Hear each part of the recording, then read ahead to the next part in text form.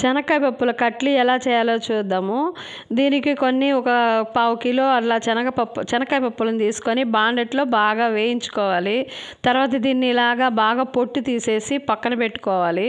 తర్వాత దీన్ని ఒక మిక్సీ జార్లో వేసుకొని బాగా మెత్తటి పొడిగా చేసుకోవాలి. దీన్ని మధ్య మధ్యలో ఆపేసుకుంటూ మిక్సీ పట్టుకోవాలి. ఎందుకంటే ఒకేసారి వేసుకున్నామంటే తర్వాత అది ముద్దయిపోతుంది. తర్వాత కొంచెం మిల్క్ పౌడర్ని తీసుకొని దాంట్లో అంటే ఒక 10 రూపాయల ప్యాకెట్లో ఒక 2-3 తీసుకోవచ్చు. దాన్ని కూడా దాంట్లో వేసేసి బాగా మెత్తగా పొడి చేసుకోవాలి. తర్వాత ఒక బాండట్లో కొద్దిగా చక్కెర వేసి, అంటే ఒక కప్పు చక్కెర సరిపోతుంది దీనికి. ఆ కప్పు చక్కెరని వేసుకొని కొంచెం ఒక కాల్ని వాటర్ పోసుకొని ఇలాగ తీగ పాకం వచ్చే వరకు పాకం పట్టుకోవాలి.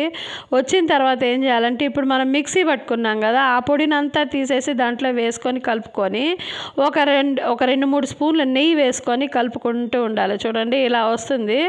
ఇలా కలుపుతూనే ఉండాలి. ఇదంతా సన్న సెగ మీదే చేసుకోవాలి. ఇలా చేసుకున్న తర్వాత చివరగా ఇలా ఉండగా రావాలి. చూడండి ఇలా వస్తుంది. మనం చేత్తో పట్టుకొని చూస్తే ఇలా ఉండలాగా రావాలి. మనకు అప్పుడు కొంచెం ఆయిల్ వేరైపోతుంది.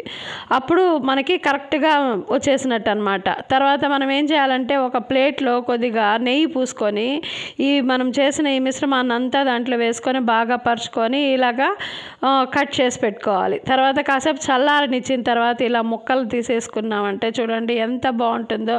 చాలా టేస్టీగా ఉంటుంది. ఇది పల్లీలు చాలా ఆరోగ్యానికి కూడా చాలా మంచిది. దీంట్లో కొద్దిగా యాలకులు కూడా వేసుకోవాలండి. అంతే.